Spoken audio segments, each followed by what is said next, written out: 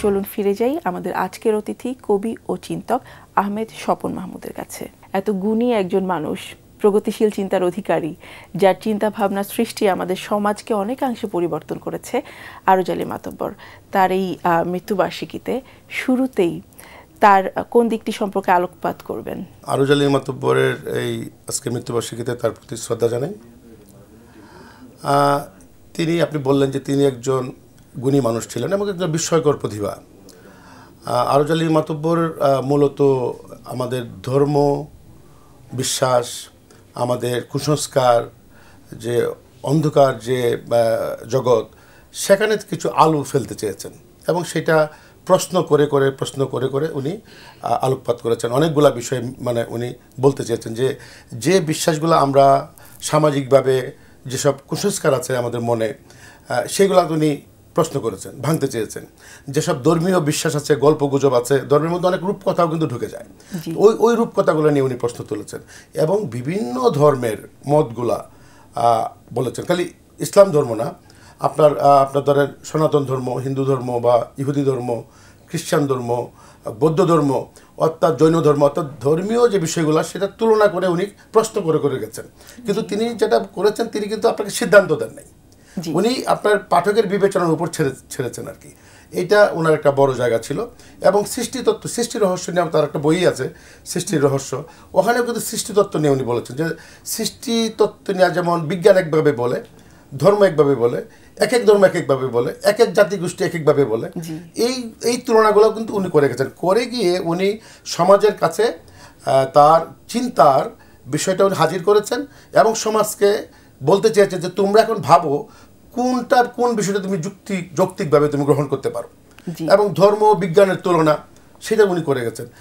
বিশ্বাস, আদি বিশ্বাস এবং সাম্প্রতিক বিশ্বাস, এই বিষয়গুলো তো মানুষের যে বিভিন্ন বিশ্বাসের ধরন, এইগুলাকে উনি কিন্তু লিখে গেছেন। তার যে বইগুলো আছে প্রকাশিত, কয়েকটা 4টা বইয়ের মধ্যে, তারপরে অপ্রকাশিত যেগুলো ছিল সেটা আবার গ্রন্থভুক্ত হয়েছে, আমাদের পাঠক সমাবেশ সেটা করে।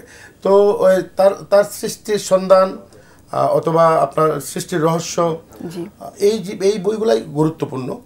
বা মুক্তমন আছে, স্মরণিকা আছে, এই বিষয়গুলো টোটাল অর্থে আসলে আরজ আলী মাতব্বর একদিকে আপনি বলতে পারেন যে তার আত্মজীবনী, তার নিজের জীবনবোধ, তার চিন্তা, তার জীবনের উত্থান পতন, দারিদ্রতা, এই অবস্থাগুলাই আসলে এই বলে গেছেন, বারবার বলে গেছেন। আমাদের মাঝে অনেক কুসংস্কার আছে এবং ধর্মান্ধতা আছে, এর বিপক্ষে উনি অনেক কিছু বলেছেন, অনেক লেখাও লিখেছেন। একটু যদি বলতেন যে আরজ আলী মাতব্বরের আরজ আলী মাতব্বর হয়ে ওঠার পেছনের যে গল্পটা, সেটা। ধর্মান্ধতার ব্যাপারটাই আসলে মূল বিষয়টা, যে আমাদের ধর্মান্ধতাটা মানে সে ধর্মীয় অনুভবের নিয়ে কিন্তু সমালোচনা করে, কিন্তু ধর্মান্ধর ব্যাপারটা এবং কুসংস্কার, ধর্মান্ধতা নিয়ে যে কুসংস্কার, এইটাই উনি হাইলাইট করেছেন। এবং তার উত্থানটার পেছনে আমি মনে করি যে এইটা গুরুত্বপূর্ণ, কারণ ওনার মা ছিলেন কবি, নামাজি লোক, ফরহেজগার মানুষ। উনি বলে গেছেন আর কি যে আমার মা কবি নামাজি ছিলেন, এক ওয়াক্ত নামাজ কাজা দিতে আমরা দেখি নাই, উনি সবসময় তবজি জপতেন, আর হচ্ছে যে উনি তাহাজ্জুদের নামাজও পড়তেন। কিন্তু তার মায়ের মৃত্যুর পর তার মাকে দাফন করা হয় নাই, কারণ উনি চেয়েছিলেন যে আমার মা তো মারা গেছেন, তার একটা ছবি আমার কাছে থাক। তো তুমি বরিশাল শহর থেকে একজন ফটোগ্রাফার নিলেন, ফটোগ্রাফার নিয়ে উনি বললেন যে ছবি তুল। যখনই ছবি তুলতে গেল তখন ওই গ্রামের মুসল্লিরা তারা বলল যে না, এটা ইসলামে নিষেধ, এটা নাজায়েজ হবে, বেদাত কাজ, আমরা গেলাম। এই জায়গাটা তাকে চরমভাবে আঘাত করে এবং উনি তার কবিতাতে এবং তার বিভিন্ন ভাষণে এবং ঢাকা বিশ্ববিদ্যালয়ে যে ভাষণটা দিলেন, ওখানেও কিন্তু এই কথাটা বললেন যে আমি এই লামছড়ি গ্রামে জন্ম নিলাম, একটা দরিদ্র পরিবার, হ্যাঁ, তো আমার মায়ের এইটা হয় নাই, দাফনটা হয় নাই, মুসল্লিরা করে নাই। এই জায়গাটা তাকে আসলে আজ তার মৃত্যু পর্যন্ত এটা নাড়া দিছে। এবং তারপরে উনি বলেছেন যে এই ধর্মান্ধতা নিয়ে আমি যুদ্ধ ঘোষণা করলাম। প্রাতিষ্ঠানিকভাবে শেখার সুযোগ তার অতটা হয়ে ওঠেনি, কিন্তু তিনি ছিলেন স্বশিক্ষিত। এই যে আপনি বললেন যে তিনি অনেকগুলো ধর্মের বিষয় জানতেন এবং তুলনামূলক আলোচনা উনি করেছেন, প্রশ্নগুলো উনি রেখেছেন। এই বিষয়ে যদি একটু বলতেন যে এই স্বশিক্ষিত হওয়ার বিষয়টা ওনার ভেতরে আসলে উনি আরজ আলী মাতব্বরের পুরোটাই হলো আত্মজীবনী। তার যে ঘাত প্রতিঘাতগুলো এটাই আসলে উনি বলে গেছেন, এবং তার যে প্রশ্নগুলো মনের মধ্যে উদয় হয়েছে। যেমন ধরেন আগে তো আরজালি মাতব্বর উনি জন্মগ্রহণ করেন 1900 সালে। জি। তো ওইটা কিন্তু 47-এর আগে, দেশভাগের আগে। ওই সময়ে ধরেন আমাদের কাজী নজরুল ইসলাম বা জীবনানন্দ দাশ তো বরিশালের, তো উনি 1899 সালে জন্মগ্রহণ করেন, তার এক বছর পরই 1900 সাল। তখন জমিদারি প্রথা বিদ্যমান ছিল, তো তারা একটা লোন করেছিল, খাজনা দিতে হয়, তো খাজনাটা দিতে পারে নাই।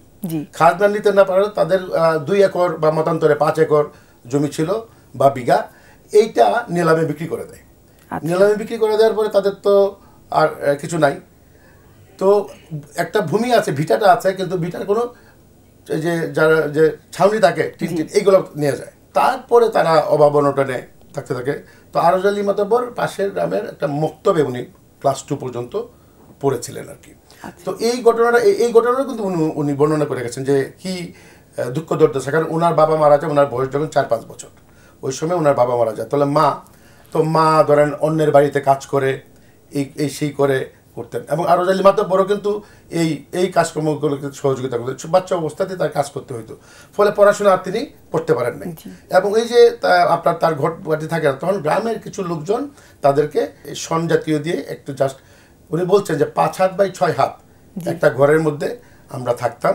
এবং আমি কোনো সময় যদি দেখা গেলো যে এমনই ছিল যে অন্যান্য কম বেশি তো কলস থালা বাসন এগুলোও থাকতো, তো আমি বললো যে একটা বালিশ ছিল, খুব ময়লা একটা বালিশ ছিল, এইটাতে তার বোন, সে আর তার মা, বলছে আমরা 3 জন থাকি। কিন্তু অনেক সময় যে পা লম্বা করলে দেখা গেলো যে কলস পরে বিস্তার সব ভিজে গেছে, বা ধরেন হয়তো বললো যে পান্তা ভাত হাত লাগিয়া পান্তা ভাত ছড়াই গেছে গরময়, তো এরকম একটা অবস্থার মধ্যে কিন্তু থাকতেন। ফলে এই যে দারিদ্র্যের ব্যাপারটা, পরবর্তীতে কিন্তু ওই জমি আবার তিনি ফিরে পান, খাজনা পরিশোধ করার পরে ওই তার জমি কিন্তু ফিরে পান, এবং তিনি কিন্তু দানশীল লোক ছিলেন। আমরা আরজালি মাতব্বর কেবল যে আপনার তার যে এইটা তো আছে, কিন্তু ব্যক্তি জীবনে তিনি ছিলেন দানশীল।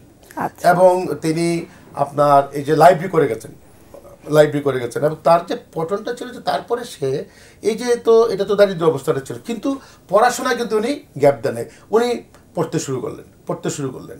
এবং তার মায়ের মৃত্যুর পর বিশেষ করে আপনার তিনি আগ্রহ তো আগে থেকেই ছিল, তিনি নানা বরিশালে এসে বরিশালে যে পাঠাগার বিএম কলেজের পাঠাগার, এবং ওখানে কয়েকজন শিক্ষকও তাকে খুব সহযোগিতা করছেন আর কি।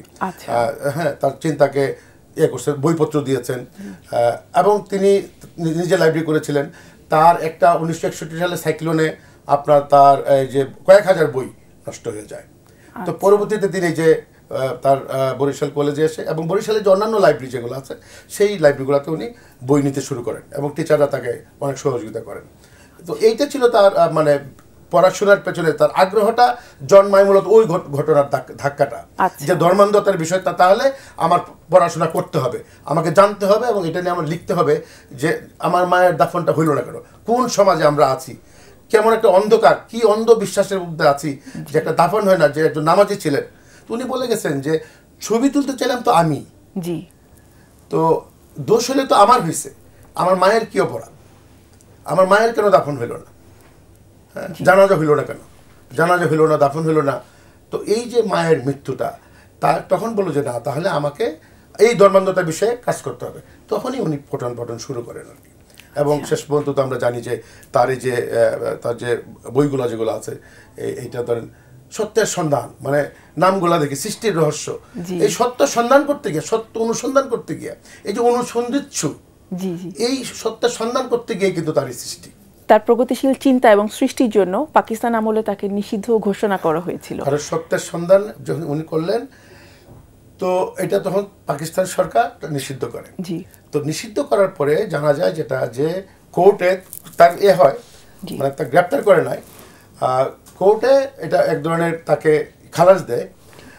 কিন্তু ওইটা বলা হয়ে থাকে যে এই যে কোর্ট যে নিষিদ্ধ করে, এইটার একটা উত্তর দিতে গিয়াই উনি আসলে ওই এই যে সৃষ্টির সন্ধানটা, এটা আসলে তাই, যে এখানে এই যে 57টা প্রশ্ন আছে, টোটাল 6টা চ্যাপ্টার আছে, 57টা প্রশ্ন। এই প্রশ্নগুলাই আসলে সে নাকি উনি কোর্টে জমা দিয়েছিলেন।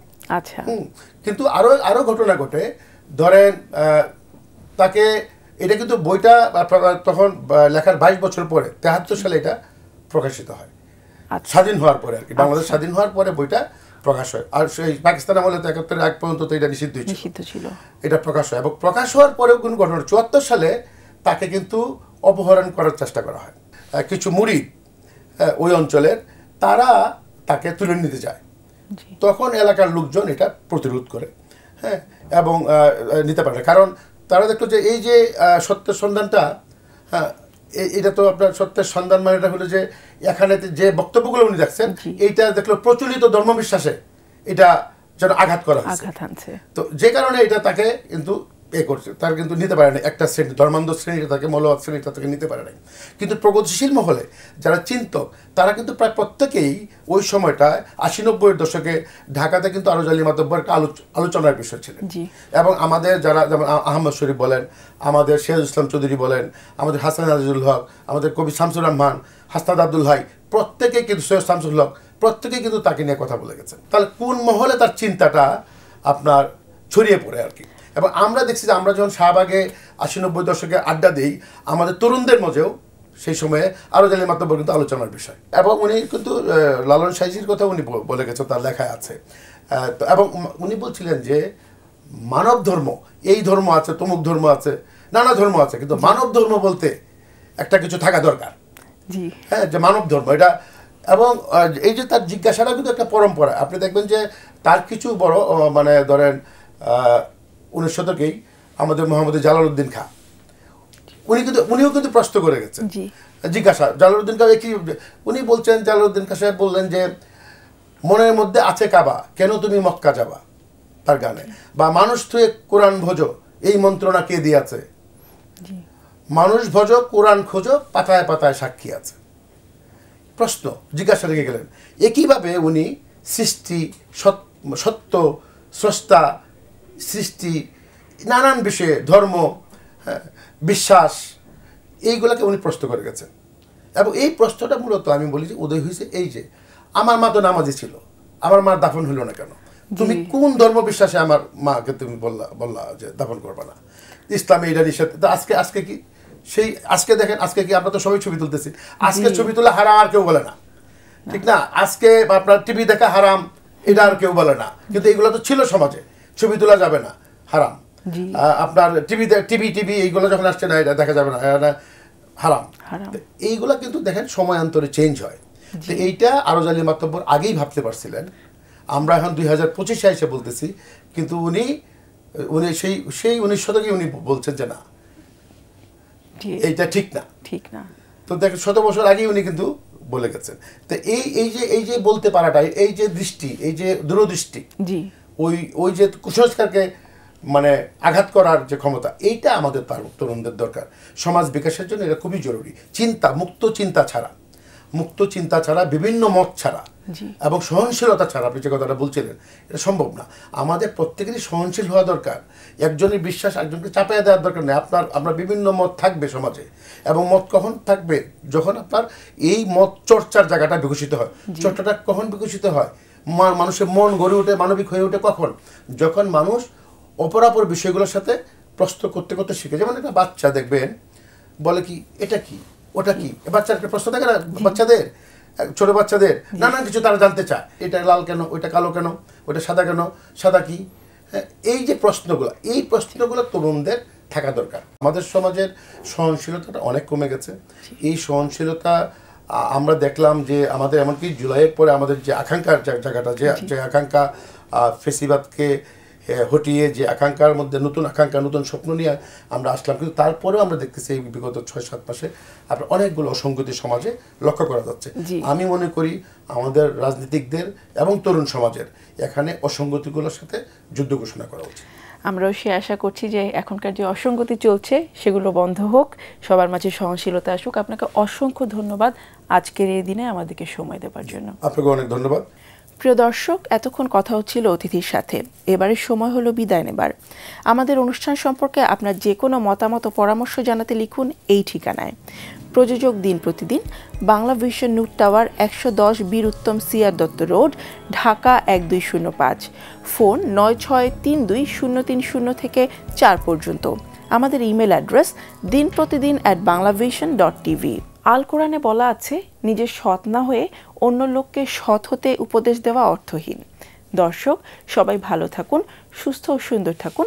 আজকে সারাটা দিন সবার জন্য শুভ ও কল্যাণময় হোক।